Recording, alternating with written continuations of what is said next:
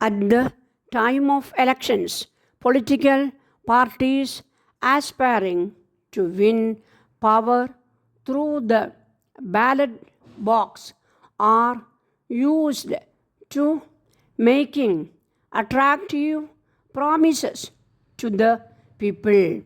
Considering that the new party was hastily formed by the alliance of the number of political parties with few common ideals or interests except to end the present difficulty and restore the rule of law. The promises made by that party were exceptionally many and varied.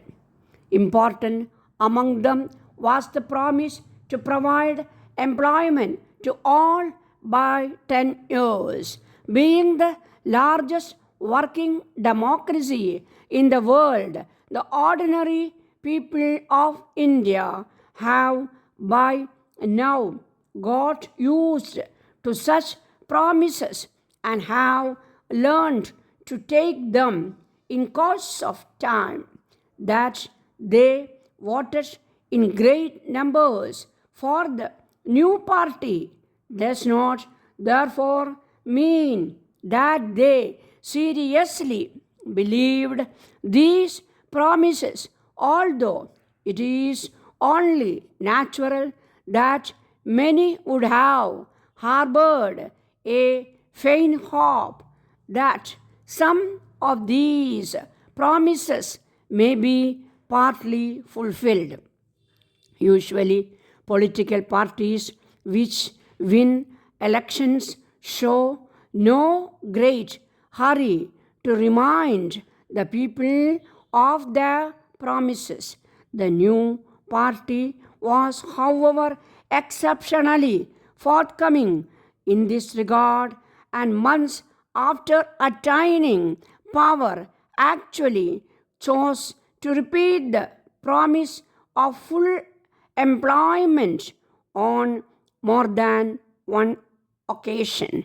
Perhaps this was done as a substitute for insufficient concrete action, and to that extent is undesirable.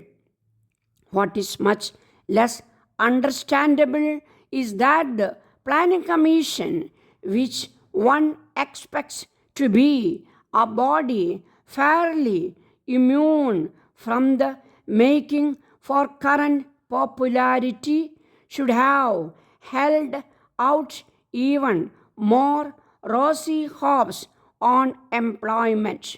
For the draft of the 5-year plan, which purposes to come out of serious and careful study, actually goes further than the election promise and holds out the prospect that by the end of 5 years, unemployment would virtually stand abolished.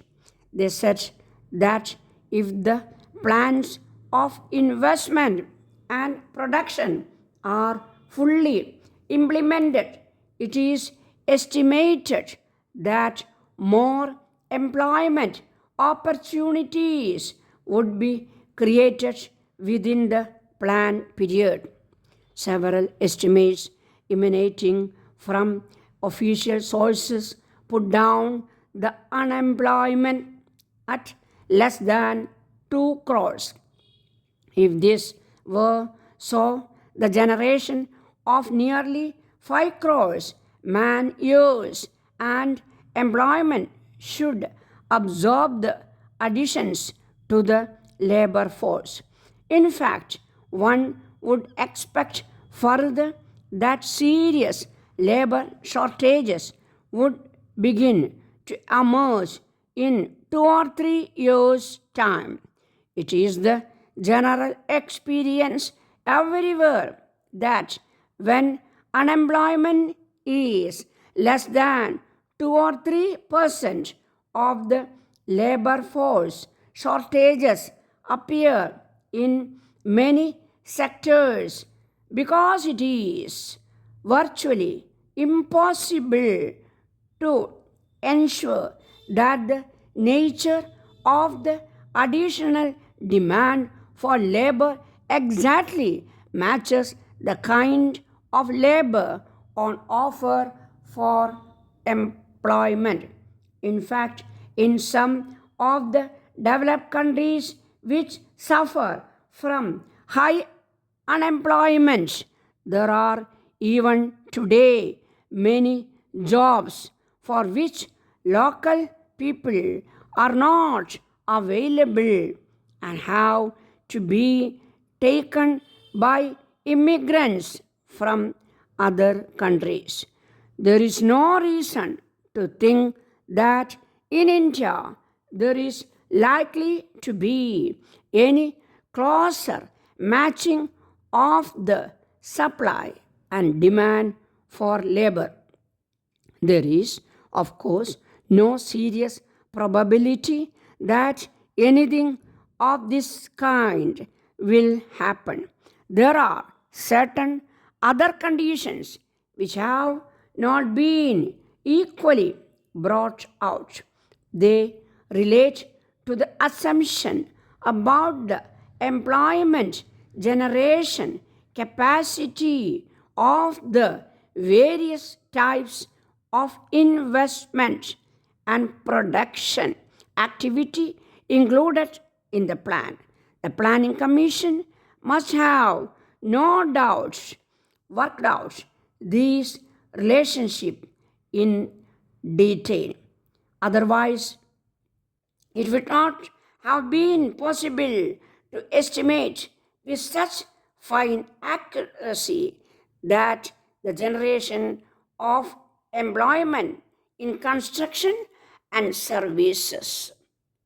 Unfortunately, in the absence of such explanation, it is not possible to form a correct judgment on the matter. But if past experience is any guide, it is difficult to get away from the doubt that there must be something wrong. For one thing, neither the nature nor the composition of investments and programs in the plan is materially different from the previous plans, despite all the verbal emphasis on new looks out. This plan documents reads very much like the previous ones. In fact, if the dates and the numbers were ignored, one might wonder whether one is reading the present plan or the third plan.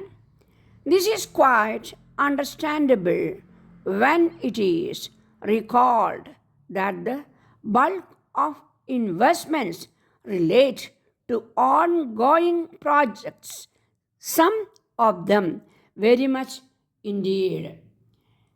In these circumstances, how can one really expect that the employment effects will be very difficult from those of previous plans?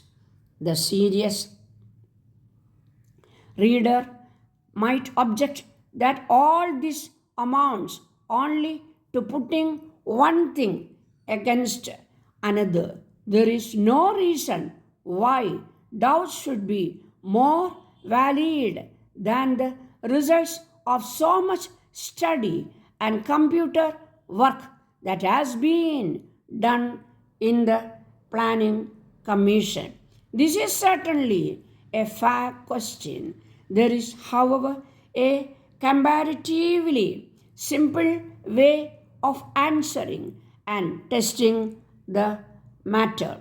This does not even involve exposing to the public view the employment opportunities arrived at.